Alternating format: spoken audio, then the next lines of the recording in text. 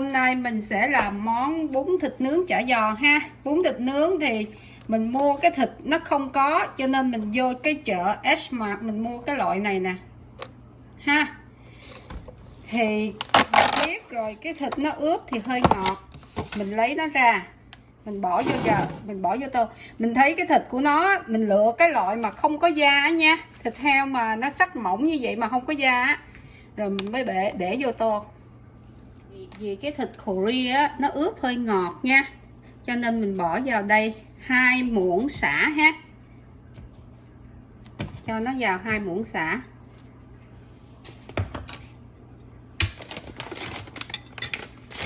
nửa muỗng bột nêm nè, muỗng này nè, nó lớn hơn muỗng cà phê một chút á, nửa muỗng bột nêm ha, và bột tỏi mình cho vào đây, bột tỏi cũng nửa muỗng ha.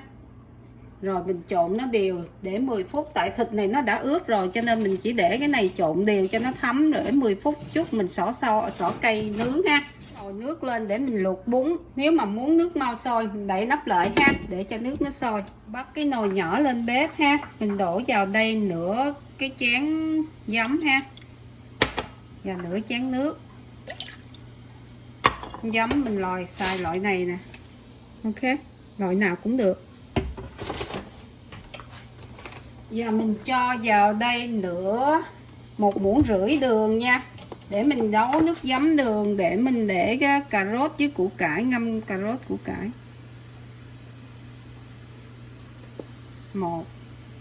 Và thêm nửa muỗng nữa nha.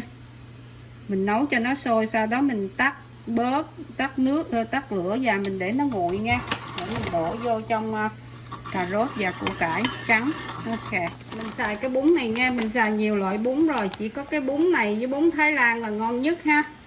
Thì mình sẽ luộc cái bún này, khi nước nó sôi rồi bắt đầu mình bỏ cái bún vô mình luộc nha. Ở chợ Korea có một cái loại salad này nè, các bạn thấy nhìn nó kỹ nha, cái loại này rất là ngon nè. Mình lấy ra cho bạn coi ha, cái lá nó dài giống như cái rau muống vậy đó, thấy không? Mà cái bắp của nó như thế này nè, rất là ngon. Salad này rất ngon, bạn mua cái salad này là ăn làm bún, ăn rau sống rất là ngon. Ok, cái rau salad bạn mua cái salad mềm cũng được, nhưng mà bạn đừng có cắt nha, bạn tét nó như vậy nè. Khi mà mình làm bún thịt nướng đồ á, mình tét nó như vậy thì làm nó ăn nó ngon hơn. Mình bỏ mấy cái cứng này đi đó, giống như bạn cứ tét cái cọng của nó ra thôi, giữ nó cọng nó thôi, ok, với cái cọng mềm thôi. Còn như bạn bỏ đi thì nó ra như vậy nè, thì mình cuộn vô bún ăn rất ngon. Đúng 7 phút bạn tắt bếp đi nha, bạn lấy nó ra, tại vì mình canh là đúng 7 phút là bún nó vừa, mình đổ nó vô trong cái thao ha.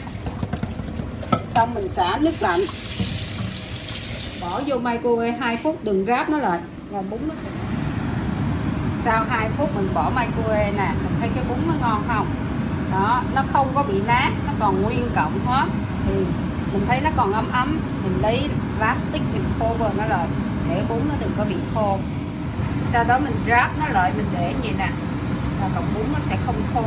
Rồi mình để qua một bên làm tiếp cái khác. Củ cải trắng và cà rốt thì mình sắc sợi như vậy nè. Hồi nãy cái nước giấm đường á, mình lấy nó đã nguội rồi đó, mình chế nó vô để mình cho nó làm chua chua. Ok, để sau đó mình bỏ vào rau thơm và rau quế ha, chung với cái salad mà mình xé hồi nãy đó, là 3 thứ chung vô. Rồi ra một đổ rau nè, mình rửa sạch nó, mình để ráo nó qua một bên. Là mình làm nước mắm ha, trong này là mình để 5 muỗng nước mắm này ha, 5 muỗng và 9 muỗng nước lọc ha. Nước lọc thì bạn lấy nước suối đó, bạn để vô trong microwave, để trong microwave cỡ 15 second mình lấy ra, thì mình múc này là 9 muỗng nước lọc, 5 muỗng nước mắm và nửa trái chanh ha, nửa trái chanh và 4 muỗng đường như vậy. Tại vì mình ăn bún thịt nướng mình cần nước mắm ngọt ngọt ha, thì nó nước mà mình làm ấm 15 second á, thì khi mà mình bằm tỏi với ớt á thì nó sẽ nổi lên trên mặt nước mắm ha. Đây là thành phần chuẩn mình làm đó, là 5 muỗng nước mắm, 9 muỗng nước lọc mà hơi ấm ha, và 4 muỗng đường. 4 muỗng đường và nửa trái chanh nha, nửa trái chanh. Các bạn nhớ nha, 5 muỗng nước mắm như thế này và 9 muỗng nước lạnh, mà nước lạnh mình bỏ vô microwave 15 second cho nó hơi ấm ấm ha. Và nửa trái chanh ha, và 4 muỗng đường như thế này, 4 trái ớt và 5-6 tép tỏi.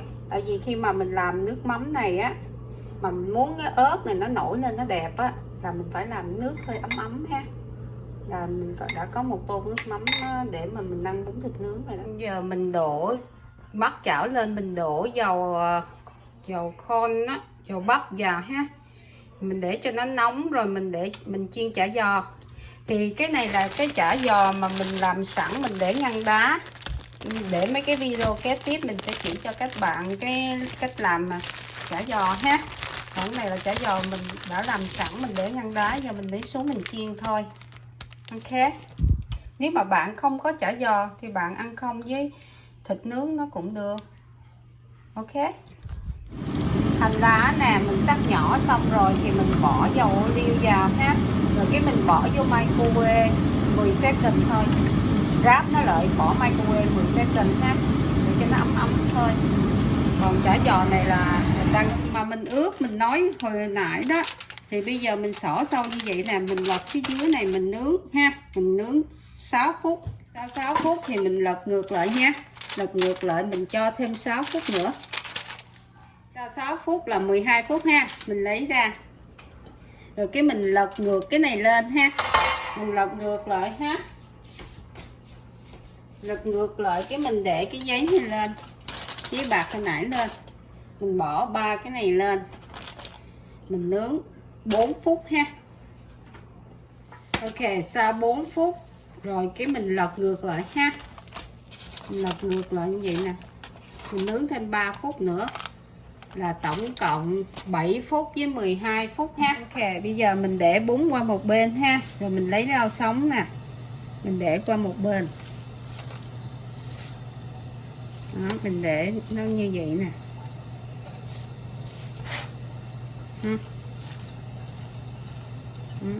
Như vậy, cầm như vậy nè ha. Cái mình sắc dưa leo mình bỏ lên. Ok.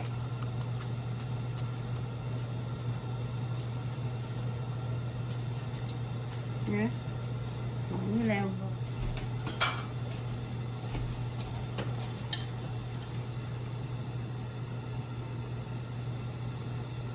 Sau đó mình mới để một miếng dưa chua ở đây.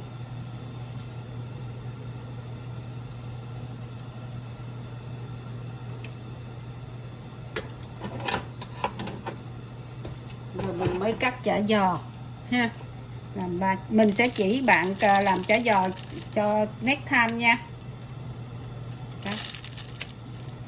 Chả giò này.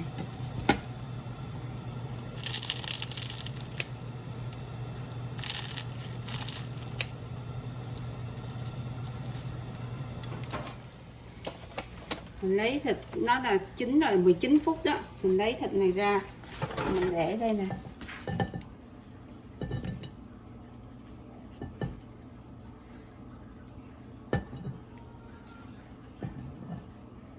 Ok. Nước miếng.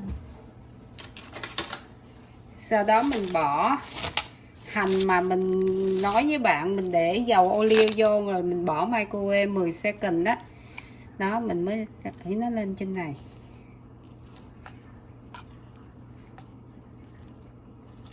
Ok.